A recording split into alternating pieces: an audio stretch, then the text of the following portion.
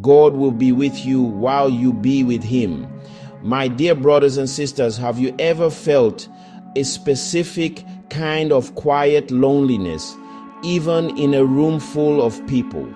Is that feeling of being on the outside looking in, like you're watching a party from across the street. For a lot of us, that room is a church, and that loneliness is a spiritual one.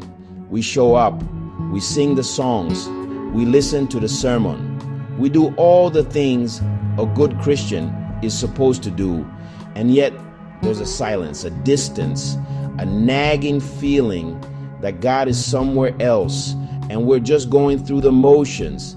If this sounds at all familiar, don't worry, you're not crazy. You might just be on the verge of a major breakthrough in your faith. Be honest. Have you ever sat in church and felt absolutely nothing? You know the songs, you know the sermon rhythm, you know how to look Christian, yet inside it feels like God is 1,000 miles away. Here's the truth no one wants to say out loud.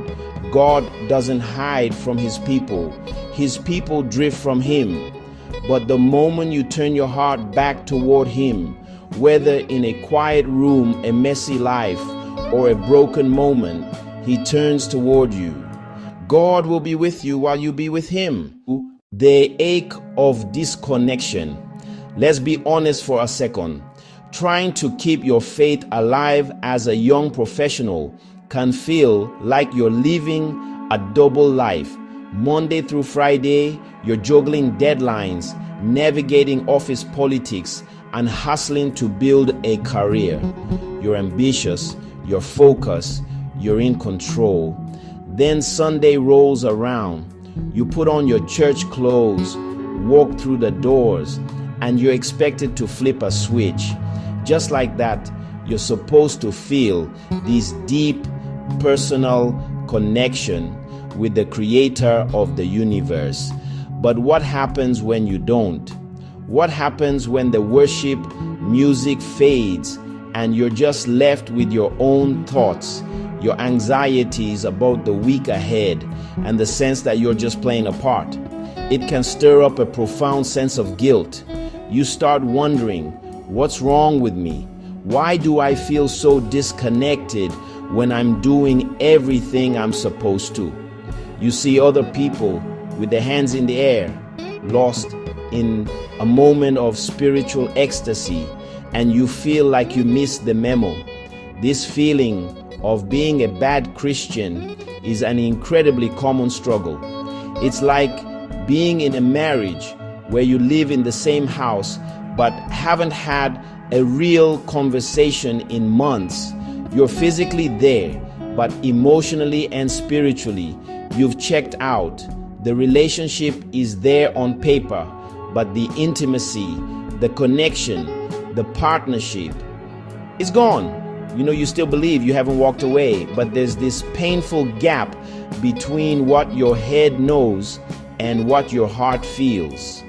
The routine of religion just becomes a weekly reminder of the relationship you think you've lost. The flaw in trying harder. So, what's our first instinct when we feel this disconnection? We try harder. We decide to pray more, read the Bible every single day without fail, maybe join another small group. We treat our relationship with God like a project at work. If we just put the right systems in place and increase our output, we'll get the desired results. We turn faith into a checklist, thinking that if we tick enough boxes, God's presence will come flooding back.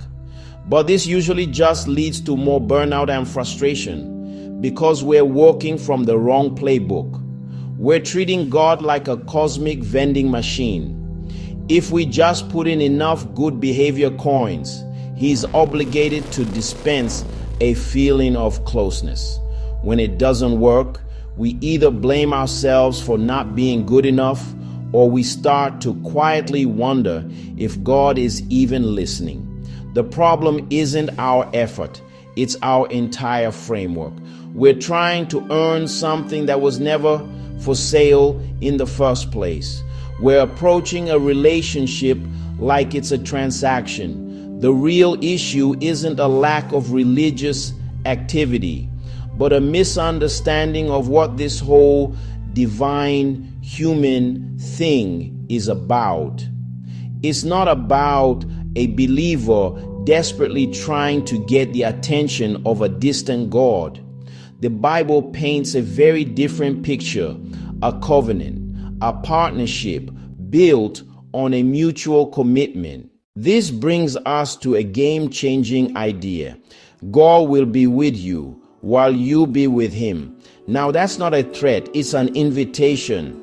You could even call it the physics of the spiritual world. It means that God's presence isn't something that randomly shows up or disappears. He's constant. The promise, I will never leave you nor forsake you, is an absolute. But our experience of his presence, our ability to connect with him, is directly tied to our posture toward him. Think of it this way. Imagine you're in a room with your best friend. Your friend is always there, always ready to talk. But if you put on noise-canceling headphones, turn your back, and stare at a wall, you're going to experience silence and distance. Did your friend leave? No, they're still right there, present and available. But you've positioned yourself in a way that you can't hear or engage with them. That's what happens in our spiritual lives. Sin, distraction, busyness, these are our spiritual noise-canceling headphones. They don't make God disappear, but they absolutely block our ability to sense he's there. This is all rooted in the idea of a covenant relationship. A covenant is a two-way street. God lays out the terms, committing to be our God, to guide us, and to be with us. Our side of the deal is faithfulness, obedience, and the active choice to stay connected. This isn't about earning his love. That's a free gift. It's about stewarding the relationship that his love made possible, the practice of being with him. So if the answer isn't just trying harder, what is it? How do we go from a Sunday-only faith to a daily moment-by-moment partnership? It's not about some massive, overwhelming life overhaul. It starts with small, intentional shifts in our daily rhythm. It's about learning how to be with him in the middle of real life. First, practice finding God in the in-between moments. This means consciously making space for him throughout your day, not just in a formal, quiet time. It's listening to worship music on your commute instead of angry talk radio. It's taking a 2-minute pause before a big meeting to pray, God, give me wisdom and integrity here. It's talking to him like a friend while you're running errands. It's not a rigid schedule. It's about fostering an ongoing conversation and an awareness that he is with you in the ordinary. Second, it's about taking empowered responsibility.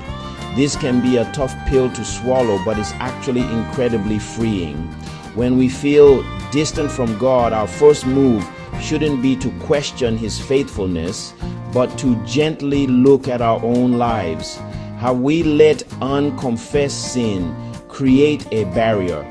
Have our priorities shifted so much that God has been pushed to the very edge of our life? Acknowledging our role in the disconnection isn't about wallowing in guilt. It's about recognizing we have the power to turn back around. If we moved away, we have the ability to move back. This shifts us from being passive victims of spiritual dryness to active participants in our own faith. Third, reframe spiritual disciplines as relationship maintenance. Any healthy human relationship takes work. You have to make time for conversation. You have to listen. You have to be present. Why would our relationship with God be any different? Reading the Bible isn't about checking a box, it's about listening to His voice. Prayer isn't a laundry list of demands, it's sharing your heart, your fears, your wins, your frustrations. Worshiping together in church isn't just an obligation, it's a family reunion designed to build you up. When we see these practices as relational touch points instead of religious chores, they become life-giving opportunities to connect, not burdensome duties to perform. This is a journey, not a quick fix, and we're all on it together. So I want to ask you, what's one small, practical way you try to connect with God in your daily routine outside of a Sunday service? Share it in the comments below.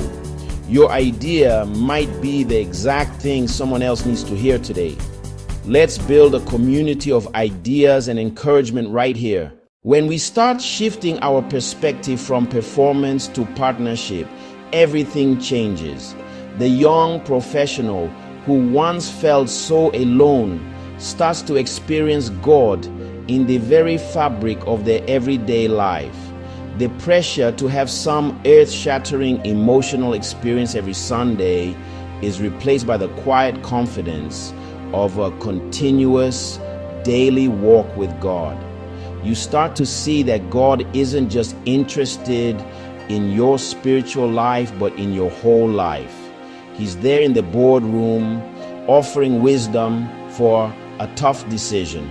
He's a source of peace during a stressful commute. He provides strength and patience when you're dealing with a difficult coworker. Life doesn't magically become perfect. Challenges still come, and moments of doubt still happen. But the difference is you're no longer facing them alone. This is the real fruit of being with Him. A growing sense of peace, a clearer sense of purpose, and resilience when things get hard. The relationship moves from a formal, once-a-week meeting to a constant, life-giving friendship. God's presence becomes less of a mystical feeling to chase and more of a foundational reality to live in. It's the difference between visiting a friend's house once a week and having that friend move in with you. The partnership becomes the new normal. Feeling disconnected from God, especially when you feel like you're doing all the right things, is a painful and confusing place to be. But the solution isn't to just pile on more religious activity. It's to rediscover the fundamental nature of your relationship with Him. It is a partnership. It is a covenant. God's promise to be with us is unshakable. The invitation is for us to choose to be with Him, not just on Sunday for an hour, but in the ordinary, messy, beautiful moments of every single day. If this message resonated with you and you want to keep exploring what it means to build a real active faith in your daily life, make sure you subscribe. And you might want to check out this video next on You Reap What You Sow, More Than You Sow, and Later Than You Sow. Thanks for watching. Peace be with you and your loved ones.